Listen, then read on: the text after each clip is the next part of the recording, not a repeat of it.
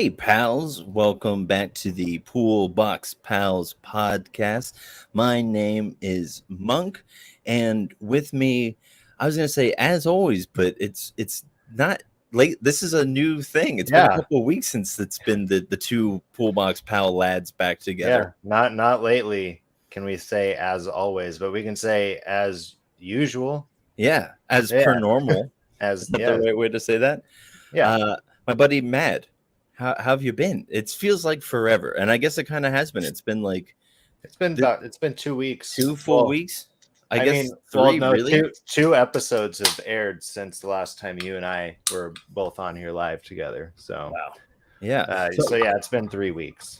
Yeah. So I guess since you said that, we should just thank like everybody who helped fill in for us while we were taking some time off. And Yeah, yeah, so thanks to Andy and Tim and Matt. Oh God, now I'm freaking out. Mike, it's Mike. Oh yeah. geez, yeah, Mike Dean. My goodness. Yeah, Mike. Ooh. But yeah, It's all thanks right. so much for filling in for us and just coming Yeah, on talking comics. It's always a I good time. had I had a great time with Andy. It really And seemed like it. I really enjoyed listening to it. It was a lot of fun to just be a listener, you know? Yeah. But yeah, so Andy's kind of like officially the third pal That's what for it kind of us. feels like. We're And just yeah, we're gonna integrate all the pals. Like it's the pals belong to everybody. yeah. Yeah. So yeah, you if you tune in every week, you might see Andy pop up every once in a while. But Why not? we'll see. Maybe I'll Uh, retire yeah. off the profits we've made so far, and then Yeah. Andy can take my spot, All getting that rich. sweet cheddar that's raining in. Heck Oh, yeah. oh yeah. But um what's going on, man? Has anything exciting been going on in your life? Man, it's been I was telling you this off air, but I'll tell everybody else. It's been a pretty busy 2 weeks for me. Since Andy and I went live, I feel like I've just like hit the ground running. And I started doing home inspections, which has been great, but like there's just the whole learning curve for me, and like, I'm building this up on my own, and I Mm, mean there's a few like things I'm gonna have to iron out as I continue to like learn and grow in it. sure, it's a learning Then process. and then we did a shop reset down at our shop, and Oh, uh, which is great. We do that fairly often, and it's kind of something people really enjoy that like come to our shop is like, oh, you guys are always changing the layout, and mm, they like to see the new things that we've done. But something nice. else Keep that's people been on their really, toes. yeah. But I don't know if you saw, I posted I think yesterday or maybe the day before, but like I got a new little comic corner at the shop. I did see that. That looks dope. Yeah, and I don't even have all of the comics out yet because in the last few weeks I've gained quite a few Oh uh, yeah.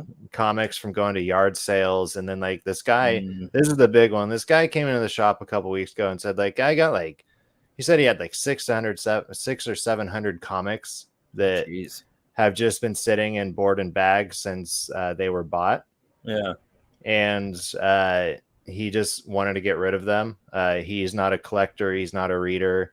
He just like had them. He used to own like a boutique shop or something like that. But when he closed it down, he just still had all these comics. But some of the good things that were in there was like a Static One was in there still in its poly bag. Mm, that's pretty dope. And I I don't had think I've ever heard of that, but it sounds cool. like, do you remember like the cartoon Static Shock from the 90s? Yes. So that's what that show is based on. Static was put out by Milestone Media, which is an imprint of DC, and it was a bunch of black creators who wanted to bring more representation to the comic world, and so they started Milestone Media, and so Static was their kind of headlining character. And then there's Okay. also like Hardwire, and then there's like this group called the Blood Syndicate, and so I also had Ooh, both of those number ones in their poly yeah. bags as well. Oh my Uh, goodness. there was Spawn issues 1 through, I want to say 32, and then like a couple here and there up to 50. Oh, But there was 3 issues of Spawn 1. oh. Yeah, Wow. yeah, That's fantastic. I mean, what do you think that's at? I'm sure you looked into it. yeah. So Based on, so it's not going to be this high of a value because the site that I look at, for the most part, just to get an idea, they like overshoot the value of a comic book a little bit. Okay. But the overall haul that I got, and I'm not going to tell you how much I got it for, but it was a really good deal. The overall value of the collection was about $3,500, maybe pushing 4,000. So That's awesome. yeah, there's a lot of really early image stuff in there that was really cool. That's so cool. Yeah. So are you going to keep most of it, or are you Uh, balancing out? You going to get any of it graded? yeah, I'm kind of building up a pile of things I want to send off to get graded, but I'm waiting until I have a good enough like stack, because I don't just want to send like 10 issues. I'd rather send like at least like 20, 25 issues to get graded. So Sure, that's fair. Wow. Okay. but yeah. Then the bad thing that happened with the shop reset, and so this was a day like I had 2 hours of sleep the night before. This is one of those nights where, you know, you're just like staring off into the blackness of the night. Like, why am I still awake? Yeah. And I didn't go to sleep until my wife and my son had to get up for my son's football camp, and they left the house at 6:33. I think I had just started falling into sleep about 6, but I heard them like leave out of the driveway. And I asked my son, I'm like, do you know what time you guys pulled out of the driveway? And he's like, yeah, 6:33. I'm like, cool. So I can assume that's when I actually fell asleep that night. Oh, that's and rough. Then I woke up at 8:49 to my daughter needing breakfast and whatnot. Right. And then I was up the rest of the day. And then the day before, we had gone down to Eugene, and we found these guys who restore old arcade machines. Ooh. And so we Now got you're speaking my language. Yeah, so we got one called Crystal Castle, and then we got one for the home too. We got what did we get? That's For the home? terrific. Frogger? Please let it be Frogger. We got Cruisin' World, the car one. Yeah. So oh my goodness. I literally just played Cruisin'. Was it Cruisin'? Yeah, it was Cruisin' the World. Cruisin'. Yeah. Oh, that's a fantastic get. Good job. But by the time that like my wife got back from football camp, we had about an hour and a half until we had to return the U-Haul to U-Haul. Yeah.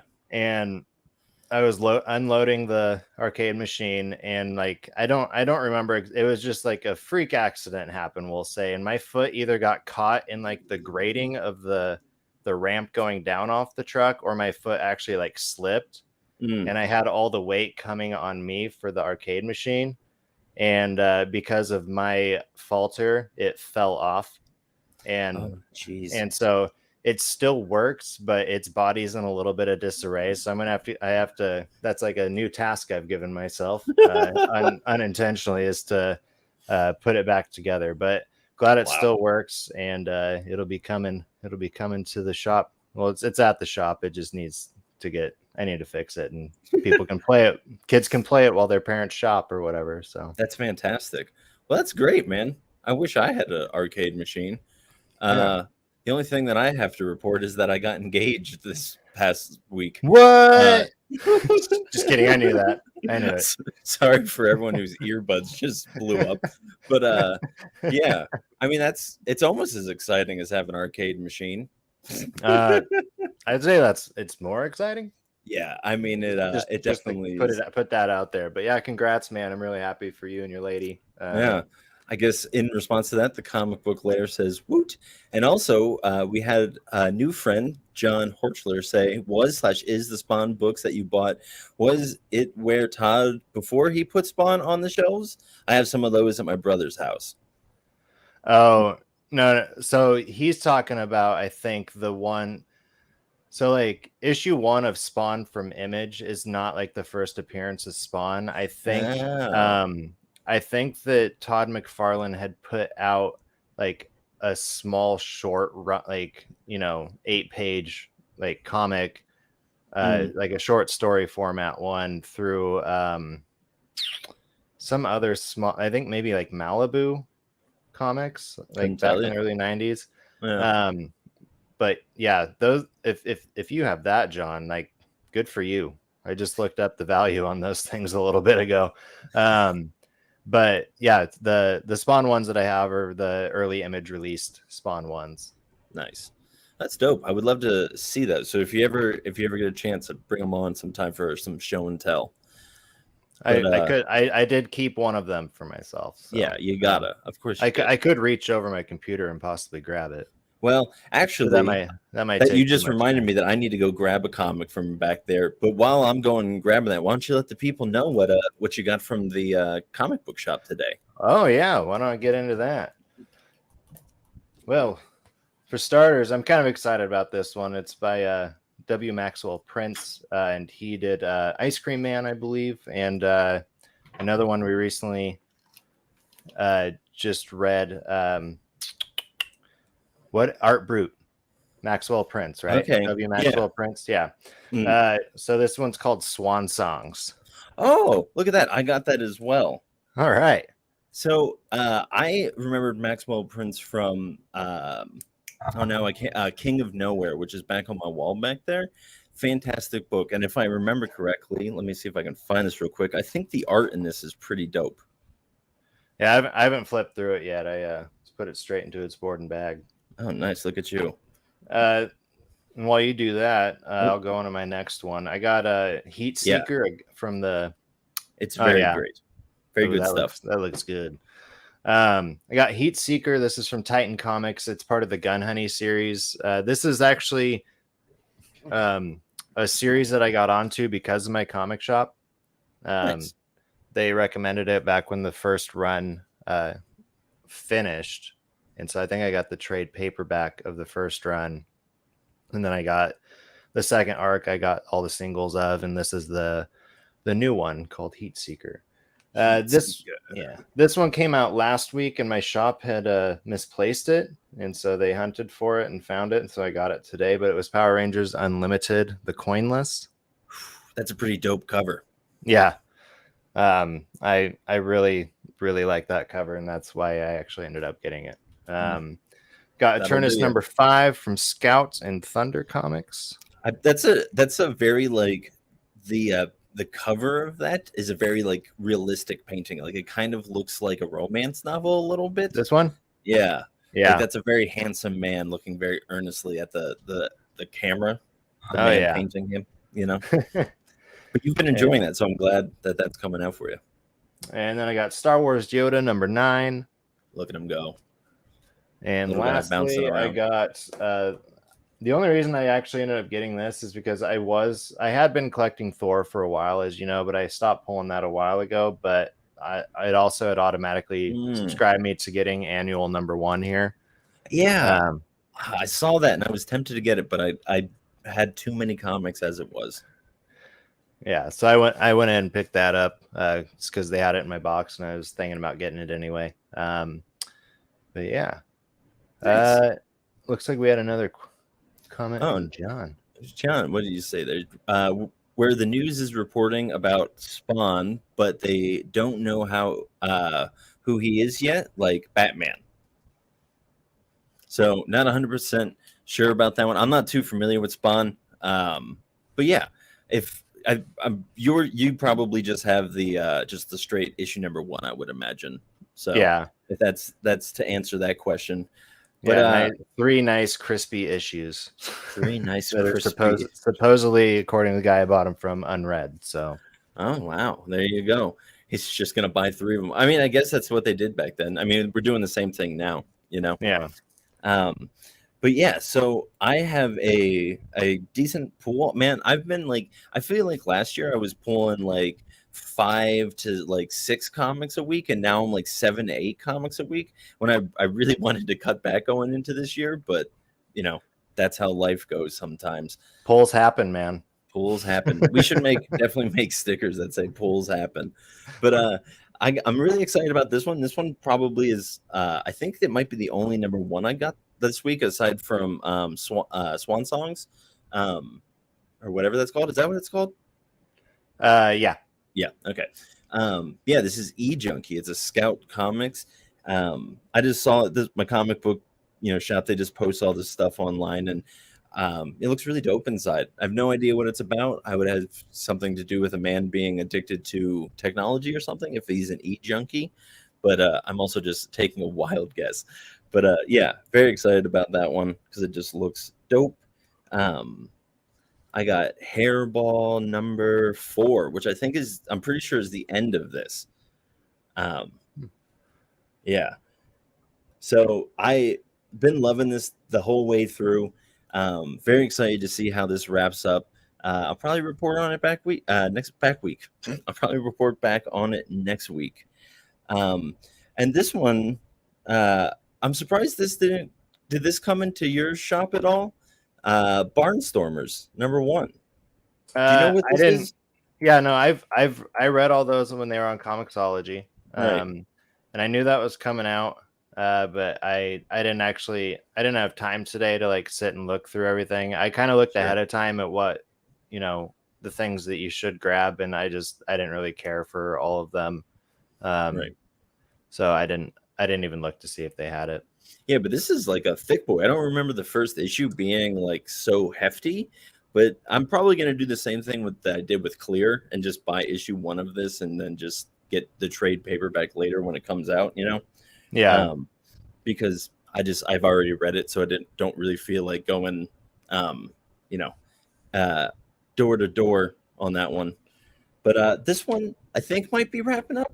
It's Mosley number 5. I yeah, don't know. you were pretty you really liked the first issue. I remember of that. Yeah, I've definitely have started out high and have gone like gradually downhill on this. But I'm pretty sure this is the last issue, so I'm gonna give it a go. Hopefully, it kind of can bring things back up to where it was like when it started. But yeah, either way, it'll be over. So I'm gonna give it a go regardless. Um, this next one I like waffled on for a bit when I was looking at like the wall because I just bought a lot of comics, but I opened it up and the art was definitely what pushed me over. And I don't know why it's not like particularly. It is like it's very modern. When I talk about this like style, it's so hard to like define because it's very like sharp and like jagged, but also like very lacking of details. And it's like kind of like a Spider-Man kind of thing, like Into the can you hold Spider-Verse. up the cover again? Yeah, the cover. Yeah, so it's called Under the Influence. And this is another one of those that I have no idea what it's about, but it just looked tempting on the wall and it was calling out to me. And a lot of times when that happens, it's usually a good one, and sometimes it's just a dud. But we'll Yeah. find out together what that is. And yeah, so I just got 3 more. Next one I got is Phantom Road number 5. Over the past couple weeks, I got caught up on that comic, and I'm really enjoying it. I think this is like a nice Jeff Lemire comic where he's doing a good job of like drip feeding you enough like information so that it's not like everything else that he's written recently, where it's like what's happening until like issue 13 or whatever. So yeah, it's just been nice. The art is fantastic. I really, really enjoy it. This cover kind of isn't really doing much for me. It's not super exciting. I mean, it kind of looks like somebody's about to hit me in the head with a hammer if you're watching the stream. But either way, it's been a good comic, and I'm sure that it'll continue to be a good comic. And what has been a good comic through and through is Kyle Stark's I Hate This Place. This is issue number 10. I'm pretty sure that this is the end of volume 2. I took a little peek and it looks like it kind of ends, I won't say on a cliffhanger, but it looks like something happens. I know that this is an ongoing series, so I'd imagine that they kind of leave the door open for something to happen. But yeah, I'm pretty excited. This is a really strange and weird and wacky series that again, the art is just doing such a good job and just making it just enjoyable to continue to go back to. Yeah, and I'm waiting on the trade for that one. I kind of regret waiting for the trade because I know that I would probably really enjoy this. Yeah, I think you would. But hey, we'll find out when that trade comes out. Yeah. So, and then the last thing that I got, I made a little video about this, an unboxing, but our pals over at Outer Space sent over a comic. Did you also get yours? I got mine. Look at that. That's beautiful. Look at them. There you go. So thank you guys so much for doing that. We really appreciate it. Yeah, they're beautiful inside and out, and just like you guys. So thank you so much for sending them over. And that's all I picked up this week, man. Which is a lot, but I'm pretty sure, like I said, I got 7 comics, and 2 of them are number ones. So the rest are something that I'm reading. So it's something I'm enjoying for the most part. Right on. Yeah, brother. Yeah, brother. Yeah, brother. Yeah. So before we get into like the things that we've read, I have not been reading as much as I usually do. Why is that? Just because I've been so busy. Well, that's fair. I mean, like, I was like thinking about it last night. I'm like, I probably get, in a 2-day span, I probably get like 3 comics in typically. That's still more than me. Yeah. Because I shotgun a lot of mine. And I think over the last 3 weeks, I've probably got 1 in every 3 days. Okay. See, that's kind of where I'm at. And then like on Sundays or Saturdays, I just kind of plow through a bunch of them, just sit down and just hammer them out. Yeah, because I don't know, I would like to get into the practice of one a day, I think that would be a lot of fun, but I, for some reason, just need to be in a certain mood, or just need to be like super relaxed, or like one of my favorite things to do on a Sunday or Saturday morning when we don't really have much going on is to just kind of come down on our couch and kick up my feet and go dive into some comic books face first. Yeah. No, and that is a fun way to do it, but I mean, I haven't even had the time to sit down and just like shotgun a bunch. But I'll get back into that groove. It's just been a busy season. You'll figure it out, bud. Just like you always do. Yeah. But so what did you get into? I'm actually going to start off with my ready for it? My banger of the week. Oh goodness. While you find that, I'll just pull it down. Good. Oh man, why am I not finding that at all? There we go. Banger of the week. Yeah, so you're talking about Jeff Lemire earlier. Here's a Jeff Lemire. This is Tenement. So this is part of the Bone Orchard mythos, and I've said it several times, but the free comic book day 2 years ago, and like the initial start of the Bone Orchard mythos release. Yeah. That I like absolutely loved that. Like I read it several times. I had gotten an extra copy from my shop and gave it away because I was like, you have to read this. You're a big horror fan. And the ones that have come out, so The Passageway and then 10,000 Black Feathers, they weren't like bad, but they just weren't my favorite. And they didn't like leave me with that like fuzzy feeling of, I just really enjoyed a good comic. And this one did. I don't recall how many issues it's going to be. I can actually have it up here so I can look. It's going to be 4 issues. And kind of the premise of it is like there's a guy kind of monologuing throughout it, and you don't really know who that is until the end of it. But it's about a bunch of tenants in a building, and they're all tied together somehow. And that's what this monologue is like continuously alluding to. He's always saying it's either 7 or 9. He's like, there's 7 of them. And it kind of just goes through little glimpses of their life in their place of tenancy. And there's just like, I don't know, it very much had the feel of Gideon Falls to me. Interesting. Yeah. And I mean, like, makes sense. And I don't know many people who didn't like Gideon Falls, but even if you didn't like it, like Tenement is just, I don't know, it's kind of a step up to me in a lot of ways. The art was fantastic in it. It's the same guy who did Gideon Falls, Sorrentino.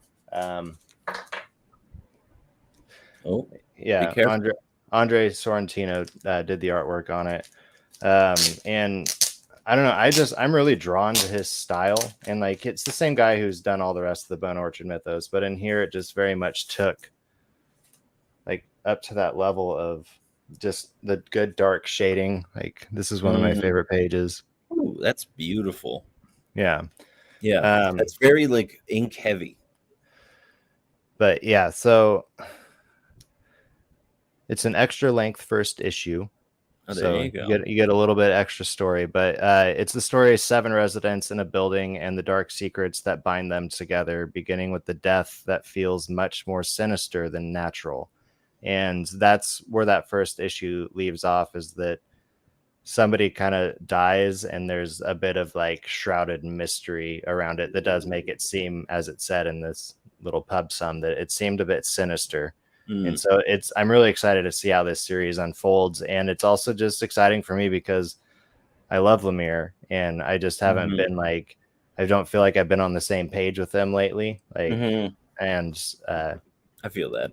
So yeah, that was one thing I got into, but I actually read that one a couple weeks ago. So yeah.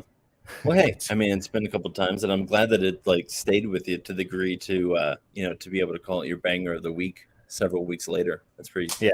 So yeah, if you did enjoy, if you've enjoyed any of the Bone Orchard mythos so far, or if you enjoyed Gideon Falls, this one's just right up your alley. I don't really have much else to say to it. The cover's fantastic. I love that it has like little like kind of Rorschach. Yeah, that's what I was on the going to say. bottom. It looks like a Rorschach test.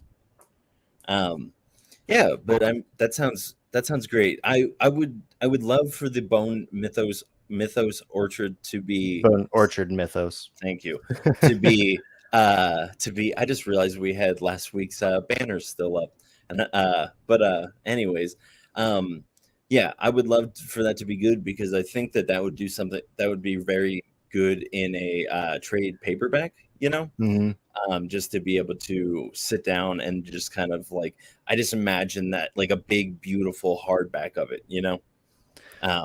Well, I mean, like that's how I read Gideon Falls. I read all the trades of that. And for me, that was kind of the way to do it because it was just like a continuous page turner. And I just very much suspect that the Tenement's going to be the same way because that's how this first issue was. I was just, wow, like over and over. So do you think I would enjoy it? did you read Gideon Falls? No. Everyone tells me to. Yeah. And everyone tells me that I would love it. So yeah, I think Gideon Falls might be available on Comixology, at least like the first volume. Yeah. I would give that a shot first. Okay. Yeah, I mean, I would probably be more interested in reading that first anyways, since it seems like it's very modern, but it also seems like it's like a modern classic. I don't want to say that because that seems like it's very high praise, but a lot of people are aware of it and a lot of people are talking about it. You know what I mean? Yeah. So, yeah. So, do you want me to dive into some comics that I got into sometimes? No, you don't get to talk about comics today. No, it's just all you. That's all. fine. You would do this. Maybe this podcast would be today. It's the Pullbox Pal show. It's just you. That's funny. We make like some weird deal when like the broker's like, we got to get rid of the monk guy. Just drop that S. Get him out of here. We're gonna make him Andy Richter. We're gonna sit him on the sofa and just call to him to make silly faces. Silly faces and cackle every once in a while. There you go. I'm perfect for that. But a comic that I got into, I made a post about it for our hashtag Scout Comics Sunday. Was Dust #1. I got that sitting right here. I very much enjoyed this comic. I am a huge fan of like the overlap between like gritty, dusty, like a dusty world or mixed with like future, like cyberpunk, like whatever, those things overlapping each other are very interesting idea. So I just want to read out the pub sum because I think that this will surmise it better than I am able to. But and I also apparently I like a lot of stories about like the sun or planets exploding. But don't we all? Anyways, oh yeah, love it. So dust #1. Jupiter has ignited. The Earth has turned to dust. The rich and the powerful have built a utopia underground. The rest of humanity are left to die on the surface. Those below forge a life of luxury, while those above lead a life of poverty, where only the strong survive. One of these few is a girl named Kelly. Abandoned by her family and deported to the surface, Kelly grew up tough, taking to a life of thievery to survive. At first glance, she might look like just another dust pirate, but what Kelly doesn't know is that she's the hero of our story, and the secret she's about to uncover will change the world forever. So this comic definitely had a lot of like Harry Potter vibes insofar as there was a lot of like we've discovered the chosen one, we've uncovered where the chosen one is, and then it kind of just cuts to this like again this unsuspecting girl and kind of what she's a dust pirate, which is like when I read that I was like, oh, that's a really cool premise, like the idea of like just being able to like just run around and just range. Like if it was a Mad Max world, that's what you would be, because you would just be taking over everyone's, big old vehicles. I almost called them their Mad Maxes, because Yeah. everyone just has a Mad Max. But yeah, so I really enjoyed it. It was just a fun story of like the overlap again between those two, like literally again, like the poor surface being on the or the poor people being on the surface, and then like the rich and wealthy living in the earth. I'm also a big fan of the idea of the earth being hollow and there being inhabitants in there. I think that that's a lot of fun, and it's a conspiracy theory where nobody gets hurt. But I'm sure there's versions of it where there's bad things that happen around it. But Yeah.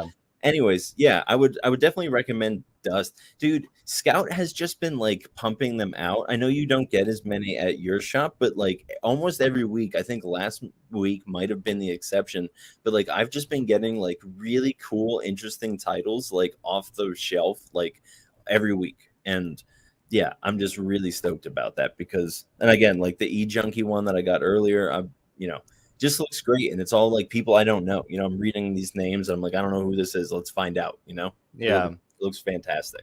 That's But where the omnibus app's going to come in for me whenever Mhm. they start, because I haven't checked in a while. But last time I checked, they hadn't released anything new from Scout for a while. I think the last thing I saw that was new that I got was "Don't Spit in the Wind" #1, and Mm, that had come out a while ago. So, sure. but yeah, there's a what Dante, Count Dante, I think is what it's called Oh, from okay. Scout. Yeah.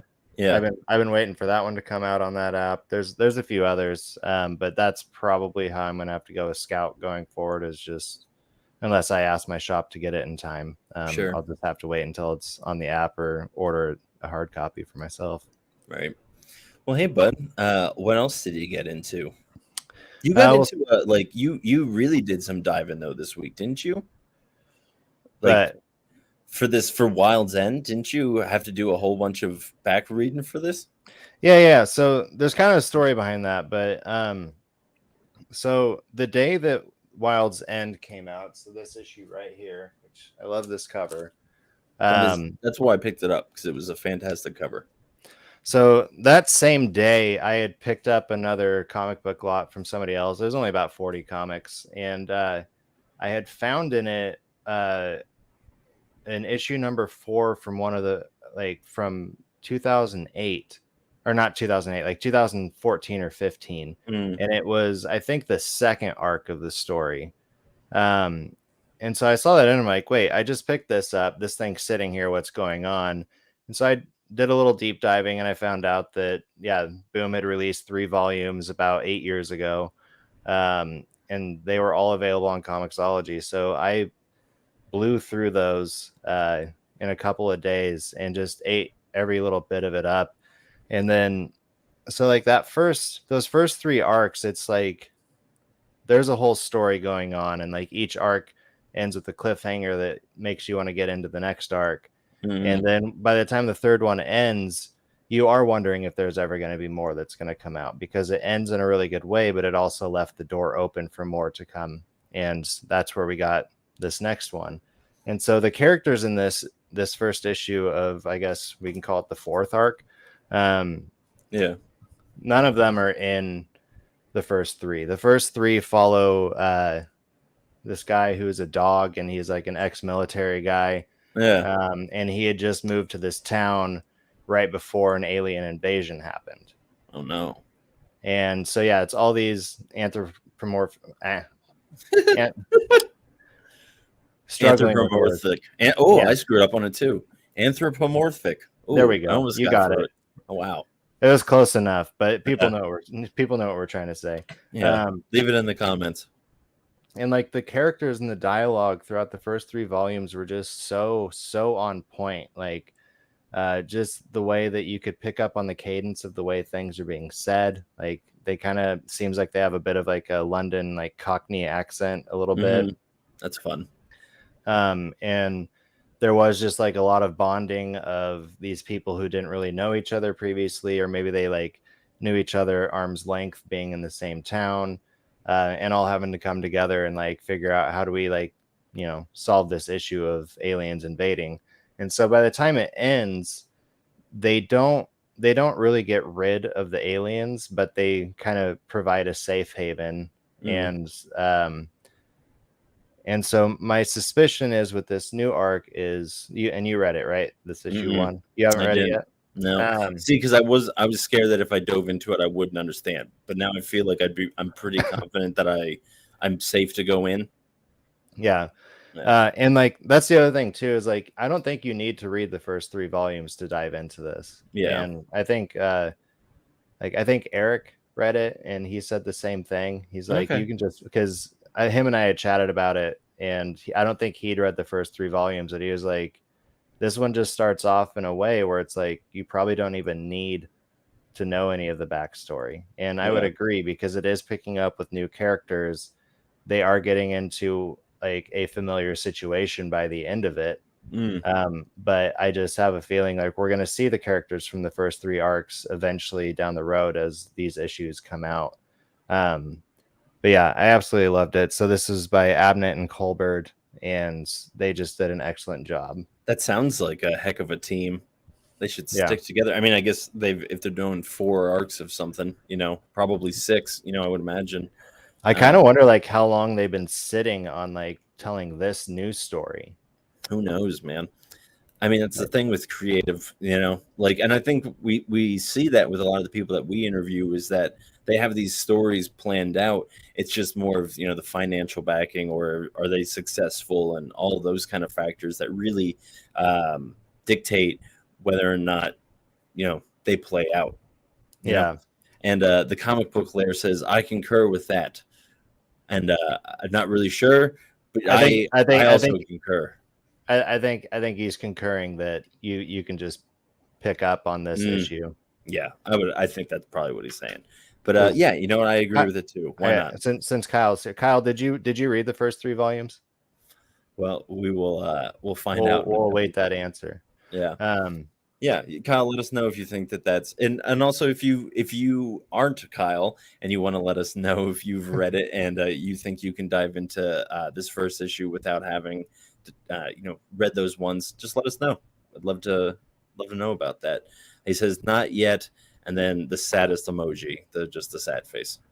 Yeah, I mean I think that they'll provide a little bit of like backstory as to what these new characters are getting into, but yeah, you can definitely just pick up and hit the ground running. Just grip it and rip it. Grip it and rip it. Well, awesome. Well, hey, something that I feel like has really been like gripping and ripping it, and just oh, look at that. They are free of Comixology. I'll dive into them. But a comic book company that I just think has just been doing like a stellar job recently is CEX. I've been reading 7 years. Is that comics experience? Is that what CEX is? That's a great question, Mad. I don't know what it is. Yeah, maybe. The comics experience. Yeah, there it is. Yeah. So I've been reading some comics from the comics experience. Mise En Place and 7 Years in Darkness. And okay, so Mise En Place is a one shot. And boy, did this it's just a, you know what? I'm going to go ahead and call it just this since we've already used it, but it is indeed my, Banger of the week. There we Jeez. go. Coming in clutch night with all of that. But yeah, I mean, it's definitely my banger of the week because I've just been thinking about it a lot and just how much I enjoyed what it was able to do in a one shot. Because again, we talk about this all the time, the power of the one shot to just relay a full story and to just and it you don't have to go 5 or 6 issues in with it. You can just get a good tale. Yeah. And the premise of this is that the earth is essentially it's used up all of its resources, and they need to start scouring through the galaxy trying to find other things to eat. So they find like these planets, and they have like creatures on them, and animals or whatever, and so they bring the animals back to earth, and there are certain like chefs and whatnot that can cook these things. And the story really follows around one, and I don't want to give much more away than that, but it was just a beautiful premise. The art was just super enjoyable. It's very like I love this style of art. I mean, this is similar to like Real Gamer Hours and like Gut Ghost, this Oh, kind of yeah. just like very cartoony, but like in a fun way, and like also kind of like an adult way. It's just like really fun, like good beautiful use of colors. Like I just love a comic like that. That's that style of art. I will say that I wish the cover represented that art more, because this kind of I feel like doesn't really like relay that. But Mhm. maybe I have a variant. I'm not 100% sure. But yeah, I really. get what you mean though about like the art inside it looks fantastic, but Hmm. like I do like, especially with one shots and just issue ones, Hmm. to kind of relay, and we've talked about this before, like relay what's inside. And Yeah. like you can do that without the art matching what's inside, but for me I like it better when the cover does relay the same style of art Yeah, and I mean, inside. like, unless it's a variant, I prefer to have the cover like be of the same art. Yeah. Just because like it's just jarring a little bit. Like that is a little bit jarring because the thing on the cover is a lot more detailed and a lot more like complex than 3 dimensional, whereas the interior art is very 2D and just kind of flat and all in good ways. Like I love the art, so it's not I'm not saying poorly when I say those words about it, but yeah, I would just that's just a thought. But I just went to pick this up, and I remembered a great thing about this. This comic feels fantastic. It's like cardstock, and I love when a comic is cardstock. I s- really wanted to get on that series, but it was something I asked my shop for that I never got and also never followed up on. well, let me tell you why. Because apparently this is on their 4th printing of issue number 1. Oh wow. Yeah. So, and this is like a very small company. Now, I learned all of this from Aaron at my comic book shop, Alchemist Cove. Shout out to them. uh, he told me that apparently when like a lot of publishers will just send out like teases or like samples of comics, like the first couple pages or whatever, but this company apparently just sent out this entire first issue to people. So a lot of people just read the whole thing and they really enjoyed it, and they pushed it really hard, and yeah, I mean it did well enough that it now it's and I mean I'm going to be honest, I read it, and it's not like the greatest comic in the world, but it's very reminiscent of like Harry Potter and Something is Killing the Children. It kind Ooh. of feels like a cross between those two things. And I think that that's a good enough, like, or maybe it's more of like House of Slaughter and like um Harry Potter, because it is Yeah. very like houses of like this is what we do and yada yada. But this is all bloodlines, and so yeah, we're just learning more about the bloodlines in this one, and like who has grudges with who, and a little bit more about the school and what they're there to do. But like I don't know how long they're planning on doing this series, but like we're already on issue 2, and they like haven't even had like their first day of class yet, you know? So if it's 7 years in darkness, I wonder if there's gonna be like some extreme like 8 billion genies time jumps. Yeah, Comic Geeks shows that there's 4 issues planned right now, but Yeah, there's 100% gonna be more than that. But I really miss talking about 8 billion genies. That was a really fun series, and I wish it would come back. But oh yeah, well. so That's what I would have used my wish on, to bring back 8 billion genies. My comic shop, one of my comic shop guys actually asked me about that today. He's like, did that end? I'm like, yeah, it ended a little while ago, and like I'm kind of still like sad about it because it was just overall a really great series. And it would be cool to see them do some like spin-offs of it. But you can do more on that if you go back to our little time on the comic book lair, and where It's true. pretty That's a much great conversation. We spent the entire time talking about 8 billion genies. So. Right? Yeah. So very good conversation. So make sure you check that out. That out. Anything else you wanna do some shout outs? You wanna talk about something? What you got Yeah. over there? Yeah, so I read a few other things this Can week. I also just say that I look like I'm at like a 4th of July party. I'm like in a tank top and I'm like drinking out of a red Solo cup, and it's just water. But I, for some reason, just wanted to use a red Solo cup. You are at a 4th of July after party because it is July 5th. That's right. That's me. I'm at the after party. This is the after party right now. I'm the most independent I could ever be. How was your 4th, by the way? I did nothing. I read a bunch of comics and I made some videos for our podcast. My fiance, she had to work. So, yep, I just spent the day at home with the pups. How about you? Yeah, I didn't do anything until that evening. My town does what they call the Red, White, and Blues Festival. So they just have live music going on all day downtown. But there's like nobody in town right now. It's really kind of like weird here at the moment. Like a lot of people have gone camping, and it's been a little eerie around downtown here.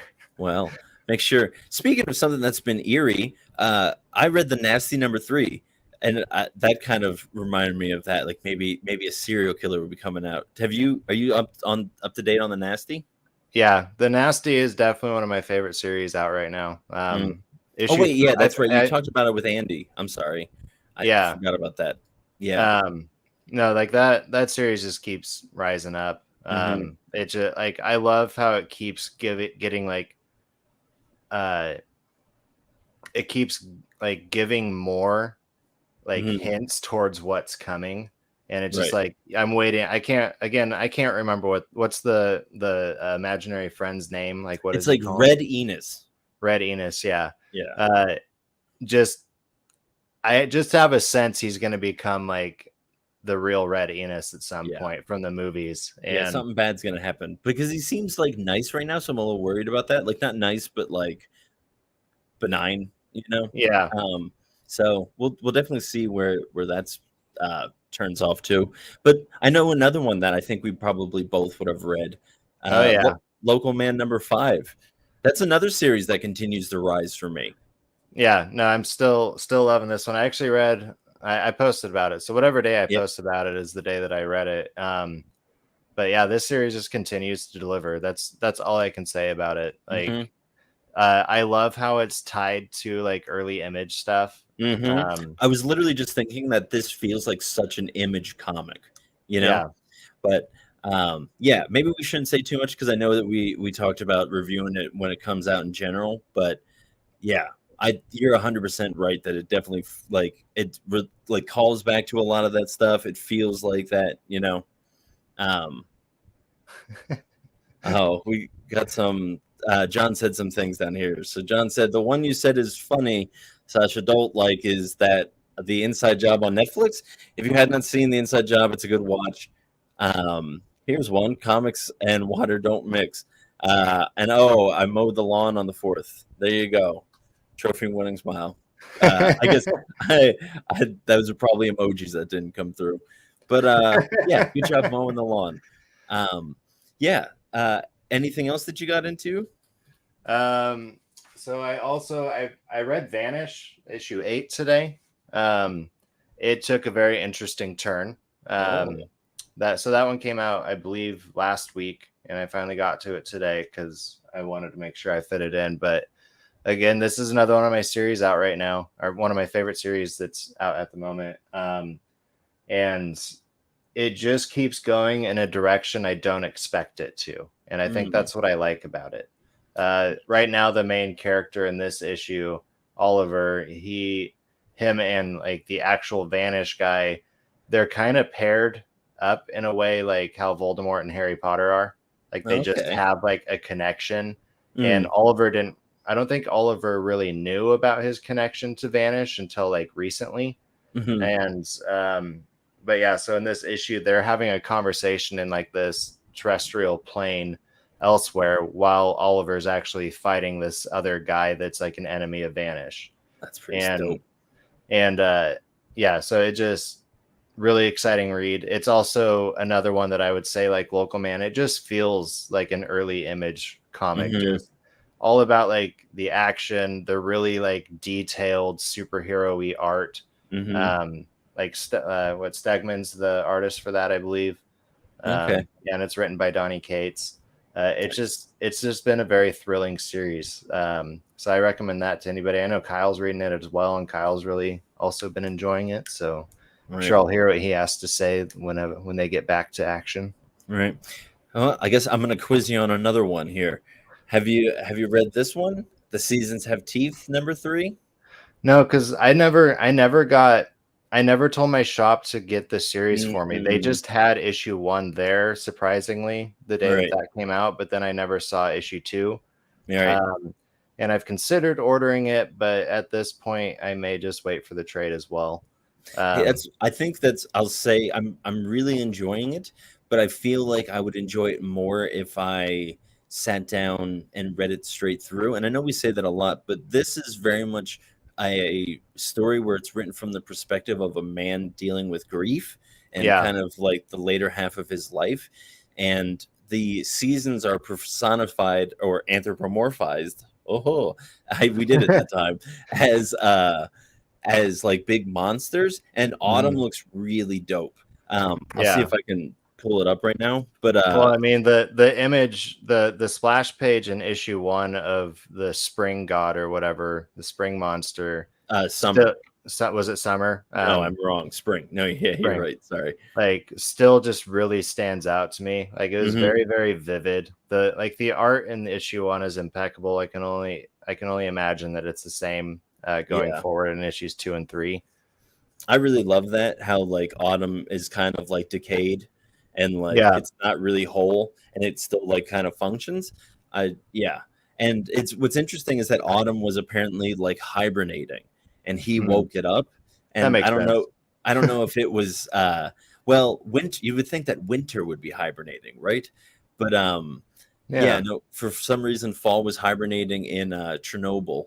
So he went there and woke it up and took its picture. And now he's off to eastern or like northern England or something like that is where winter is.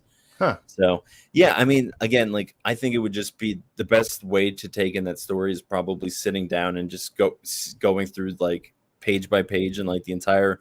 So I have a comic up on my wall that I'm debating taking down called Superman for All Seasons, and or I think it's Superman All Seasons, something like that. Um, and it does kind of go through different seasons with Superman, and I read that all kind of straight through, and that was like the best way to take that in.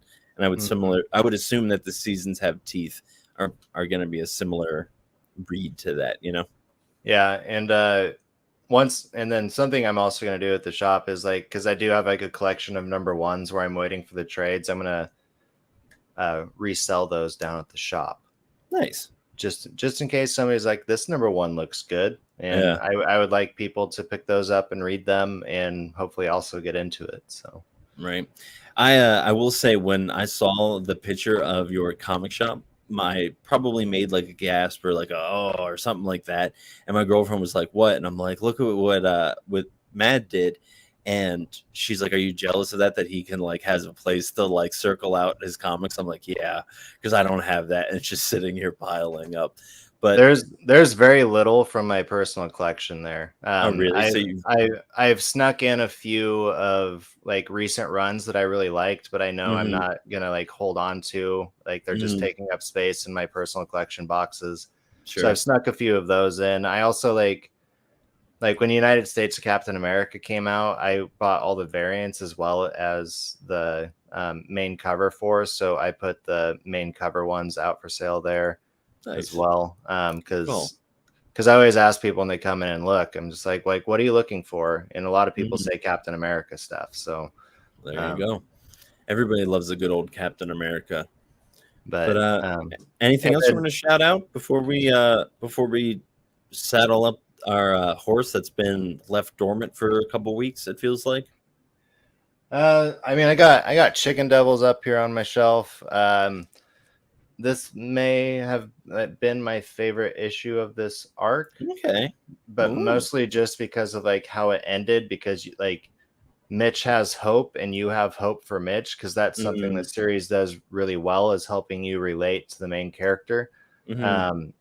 But it's still just, it's not the first arc, and I think this happens a lot where the first arc just comes right out of the gates and people love it, and then second arcs sometimes just kind of fall a little bit flatter. So it's not that I'm not enjoying it, it's just not as exciting or thrilling as like the first arc was. Yeah. And there's, I believe, one more issue coming out for this arc. Okay. Nice. I'll take it. Yeah, I haven't read it yet, but I'll probably wait until that last one comes out and then dive on it. The last one I just want to shout out real quick is Grit and Gears #2. This continues to be a fun story about a sentient robot who's like a rogue sheriff kind of thing. It's really dope premise, a lot of fun. Blood Moon Comics. So yeah, definitely worth checking that out if you haven't already. But Mark, Mad Mark, my pal? How are you Mad feeling? Mark. Yeah. Mad Mark, how you feeling about saddling up this horse and riding off into the very hot sunset? Pretty good, because I still got a lot of work to do. One more thing too, just in regard to the shop. If you're listening to this podcast and you find yourself downtown Corvallis, mention that you listen to the podcast, and if you buy any comics, you'll get 10% off. Oh, there you go. Yeah, that's pretty dope. Well, that's what it's coming through town for. Yeah. But yeah, I got a lot of really good stuff in lately, especially if you like some of the early modern stuff from the late 80s, early 90s. Got a bunch of that going on right now. I also have a bunch of like really old like Archies that I'm about to put out as well. I know like a lot of people have been asking about those as well. And this, I went to this garage sale a couple weeks ago, and they weren't most of them were in like, low, mid to low condition. Yeah. But there's still just like really good stories, and like a lot of them are keys that people want to collect despite their condition. So those will be out soon as well. But yeah, it's been fun. I think I'm trying to think of the total number of comics I might have out there at the shop right now, and it's probably there's probably about 700 sitting out for sale, and I still probably have about another 300 I'm trying to get out. So nice. Holy Moses. Yeah. Good job. Well, pricing takes time. Yeah, I would imagine. Well, hey, where can everybody find us at? Well, you can find us on all the socials. You can find us mainly the Pullbox Pals at the Pullbox Pals on Instagram, on TikTok, on Facebook, on YouTube. You can find me at Mad_nerdy on Instagram. You can find Monk at that Monk guy on Instagram. That's where we do most of our social media conversations. I have been lacking in that part a lot lately, but me too. We could both be doing better. But it's the summer. We want to be outside. We want to be off our phones. But I do miss chatting with my comic book pals. Yeah. But yeah, and reach out to us. We love chatting with other comic book lovers as well as creators. If you are watching or listening to this podcast, please like and review. It really helps us out, and I think that about covers it. Yeah. Tell a friend. Invite when you're at the comic book shop and you're like, hey, you like comics, fellow person that's holding a comic.